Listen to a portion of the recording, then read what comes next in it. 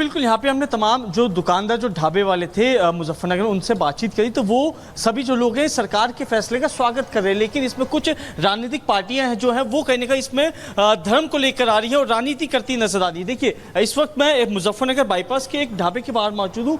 दाएं और ये पहले नाम था तिरंगा टी स्टॉल, और सरकार प्रशासन के फैसले के बाद अब यहाँ पे मालिक का नाम लिखा है अफवान भाई, और उस मालिक की जो फोटो है वो भी यहाँ पे लगाई गई है। तो कहा ये जो ढाबे के जो मालिक है उन्होंने एक अलग तरह से प्रशासन का जो फैसला उसको माना। ये देखिए, ये लाइन से यहाँ पे नईम ये मालिक है, आसिफ ढाबे के ओनर है, अफवान ओनर है, नबील जो है वो यहाँ पे वर्कर है, आकिब वर्कर है। देखिए, इनकी फोटो के साथ बकायदा यहाँ पे नाम लिखे गए। तो इन तस्वीर को देखकर अंदाजा ये लगाया जा सकता है कि यहाँ पे जो तमाम ढाबे संचालक जो है वो सरकार के फैसले से काफी ज्यादा खुश है। आपका नाम क्या है?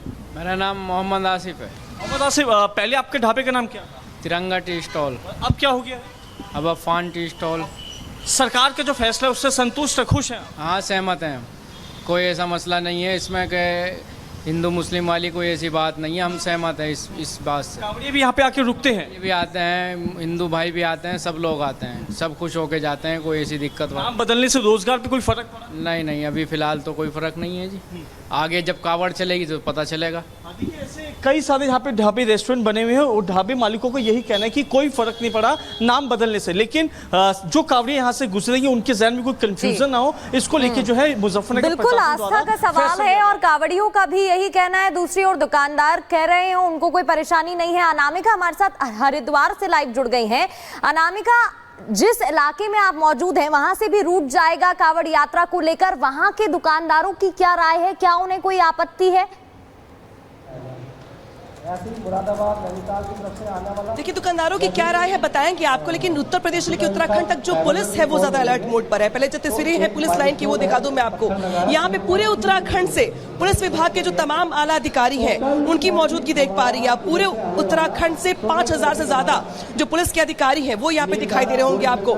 इसके अलावा पुलिस के साथ साथ CISF और RF के जो जवान है उनको भी यहाँ पे देख पा रही है आप। 2 दिनों के बाद सावन में कांवड़ यात्रा की शुरुआत होने वाली और पूरे उत्तराखंड के कई शिवालय और मठ मंदिर ऐसे हैं जहां पर लोग जलाभिषेक करने के लिए पहुंचते हैं। ऐसे में यात्रा का रूट क्या होगा, डाइवर्जन कैसे किया जाएगा, संभाला कैसे जाएगा क्राउड को, इसके अलावा कानून व्यवस्था से कैसे निपटा जाएगा, इन सबको लेकर के यहाँ पर ब्रीफिंग की जा रही है पुलिस विभाग की। इस ब्रीफिंग में IG रेंज से लेकर के हरिद्वार के SSP, DM से लेकर के पूरे उत्तराखंड से जो CO है, जो SSP है, जो SP है, उन सबको यहाँ पर बुलाया गया है और ब्रीफिंग की जा रही है कि अगले 1 महीने में उत्तराखंड में कानून व्यवस्था को लेकर के क्या कुछ रहने वाला है।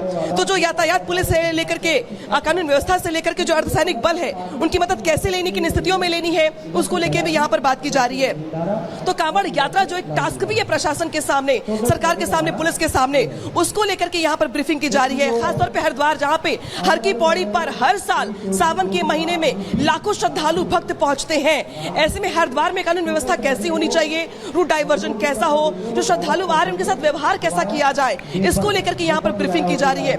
कुछ देर के बाद यहाँ पर जो DM SP है बैठ जाएंगे, जो IG रेंज है, हरिद्वार IG रेंज, वो भी यहाँ पर मौजूद होंगे और यहाँ पर देखिए ब्रीफिंग चल भी रही है। बताने का दरअसल ये प्रयास कि यूपी से लेकर उत्तराखंड तक सावन का जो महीना है, जो पवित्र महीना है, इस महीने में कैसे श्रद्धालुओं को संभाला जाए, उनकी आस्था में कोई दिक्कत भी ना आए, परेशानी भी ना आए, साथ ही जो लोग इसे क्या लेकर बवाल करने का प्रयास करते हैं उनसे कैसे निपटा जाए, इसको भी लेकर के यहाँ पे दिशा निर्देश दिए जा रहे हैं। और 5000 से ज्यादा पुलिसकर्मी की मौजूदगी यहाँ पर देख पा रही होंगी आप, क्योंकि आज रात से ही जब कांवड़िए पहुंचते हैं हरिद्वार तो देखने को मिलता है कि किस तरीके से कुंभ का मेला लगा हुआ और उसे संभालने के लिए बेहद जरूरी है कि व्यवस्थाएं की जाए। बहुत शुक्रिया आप सभी का तमाम जानकारी के लिए। लेकिन उत्तर प्रदेश में ये नाम वाला जो धर्म युद्ध है अब उसमें बॉलीवुड सितारों की भी एंट्री हो गई है और सियासतदान तो अपनी सियासत चमकाने में लगे हुए हैं। मध्य प्रदेश में भी अब इसे लेकर के आवाज उठने लगी है, लेकिन दूसरी तरफ वो सच निकल करके सामने आया है जिसे छिपा करके पवित्रता और शुचिता से खिलवाड़ किया जाता था। लेकिन अब कांवड़िए जानते हैं कि आखिरकार सच क्या है।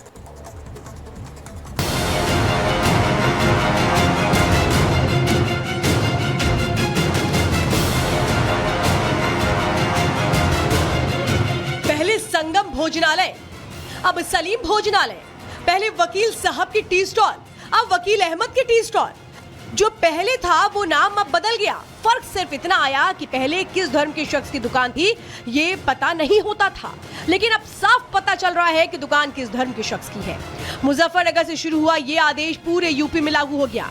इस फैसले के बाद कई लोगों ने कांवड़ यात्रा के रूट में आने वाली अपनी दुकानों के न सिर्फ नाम चेंज कर दिए बल्कि अपनी पहचान की नेम प्लेट भी लगा दी।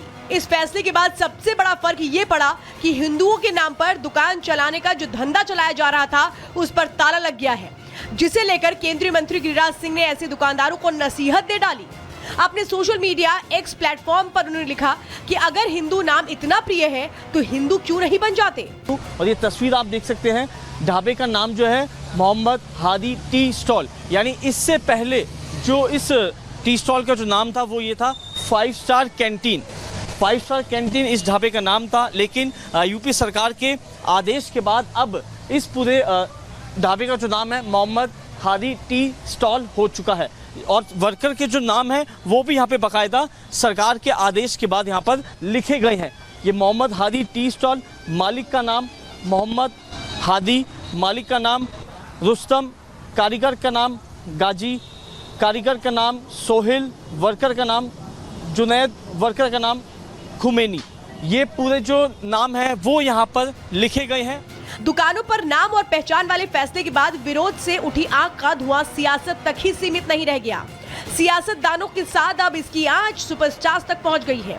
फैसला हुआ तो यूपी के लिए था, लेकिन रिएक्शन माया नगरी से भी सामने आने लगे। नेम प्लेट पर हो रही सियासत के बीच Bollywood actor Sonu Sood social media platform x पर पोस्ट करते हैं, जिसमें वो लिखते हैं, हर दुकान पर केवल एक नेम प्लेट होनी चाहिए, वो है मानवता।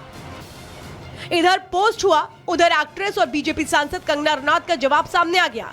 अपने बेबाक अंदाज के लिए जानी जाने वाली कंगना ने सोनू सूद की बातों का समर्थन तो किया, लेकिन अपने अंदाज में। कंगना ने सोनू सूद के पोस्ट पर लिखा है, सहमत हूं, हलाल को मानवता से बदल देना चाहिए। इसी मानवता की आड़ में छिपकर कुछ लोग हिंदू वर्ग के लोगों की शुचिता से खिलवाड़ करते रहे, लेकिन शायद खुद को मुसलमान का रहनुमा बताने वाले ओवैसी को ये सब नहीं दिखा। उन्हें सिर्फ और सिर्फ मुसलमानों के प्रति नफरत दिखती है और इसलिए वो बार बार विरोध का झंडा बुलंद करने लगते हैं। दुकानों के नाम और पहचान वाले फैसले पर भी उन्होंने सवाल उठाते हुए लिखा कि ये भारतीय मुसलमानों के प्रति नफरत की हकीकत है। इस गहरी नफरत का श्रेय राजनीतिक दलों, हिंदुत्व के नेताओं को जाता है। 22 जुलाई से सावन मेले की शुरुआत होने वाली है, लेकिन सियासत चरम पर है। फैसले का विरोध कर विरोधी पार्टियां अपनी राजनीति चमकाने में जुटी हैं, तो इस फैसले को योगी के खिलाफ इस्तेमाल करने में लगे हैं, ताकि आगे होने वाले उपचुनाव में ज्यादा से ज्यादा वोट बैंक को अपनी तरफ मोड़ा जा सके। Bureau report, Republic Bharat. तो आइए अब आपको बताते हैं कि कांवड़ यात्रा का रूट क्या क्या है। कांवड़ यात्रा का रूट समझिए, हरियाणा, दिल्ली, राजस्थान, यहाँ से जो कांवड़िए हैं ये आते हैं। ये जो हरियाणा से कांवड़िए निकलते हैं वो कैसे, जो अलग अलग उत्तर प्रदेश में हम जगहों को देखें तो मेरठ, सहारनपुर और मुरादाबाद यहाँ पर पहुँचते हैं, क्योंकि हरिद्वार जाने का जो रास्ता है वो यहाँ से तय होता है। और ज़्यादातर जो भी कांवड़िए हैं, चूँकि हरिद्वार में जाकर के वो नीलकंठ महादेव पर जलाभिषेक करते हैं, वो जल जो उन्होंने गंगा नदी से लिया होता है, और इसके लिए मेरठ, सहारनपुर और मुरादाबाद से जो कांवड़िए हैं वो जल लेकर के हरिद्वार पहुंचते हैं। किन किन राज्यों से कांवड़िए पहुंचते हैं? हरियाणा, दिल्ली, राजस्थान, ये राज्य है जहां से कांवड़िए पहुंचते हैं। यानी मुख्य रूट हम इस वक्त आपको बता रहे हैं, और जो हम आपको खबर बता रहे हैं मेरठ, सहारनपुर और मुरादाबाद में ही हमने देखा है कैसे जो नेम प्लेट है उनको लगाया गया है। कौन मालिक है उन दुकानों का, उनको लगाया गया है। ये रूट मैप है और इसीलिए बेहद अहम हो जाता है। अगली खबर के लिए रुक करेंगे प्रगति का। बिल्कुल, और आपको बता देते हैं कि किस तरह से सरकार और सेना ने अब अपना ऑपरेशन बढ़ा दिया है, तेज कर दिया है। दरअसल यहाँ पर डिप्लॉयमेंट भी बढ़ाया गया है। सेना की तैनाती, जवानों की तैनाती में इंक्रीमेंट यानी कि बढ़ोतरी यहाँ पर कर दी गई है, क्योंकि जिस तरीके से लगातार मामले सामने आ रहे हैं उसको देखते हुए अब अलर्ट मोड पर है सेना के जवान। और इसके अलावा खबर एक ये भी सामने आई थी कि सेना के जो चीफ है वो लगातार दूसरी बार दौरे पर जा रहे हैं, और इससे ये पता चल जाता है कि एक बड़े एक्शन की तैयारी हो रही है।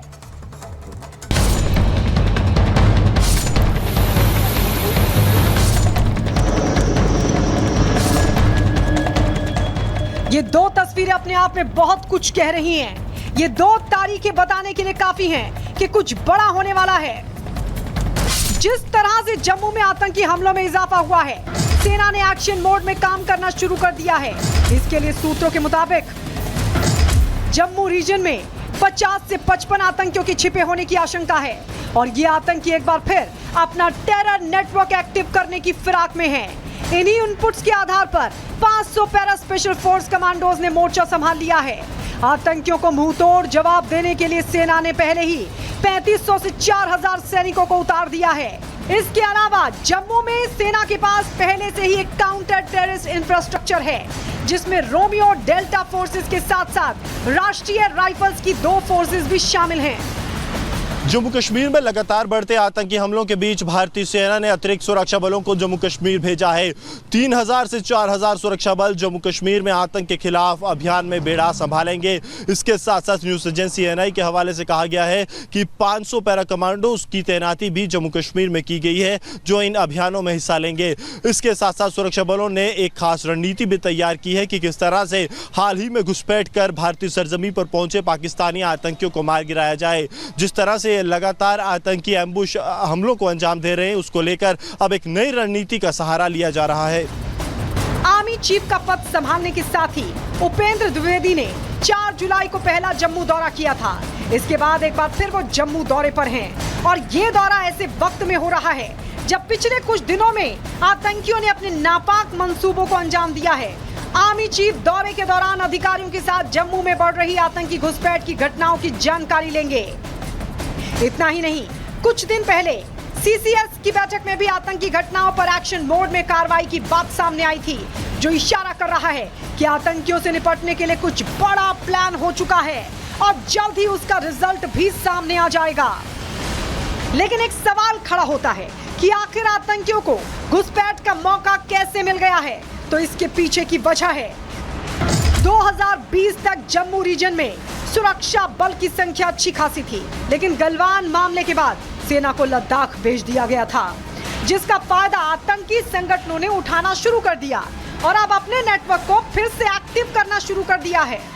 गलवान एपिसोड के बाद जम्मू कश्मीर से सेना को उठाकर लद्दाख भेजा गया था ताकि चीनी आक्रामकता का जवाब दिया जा सके।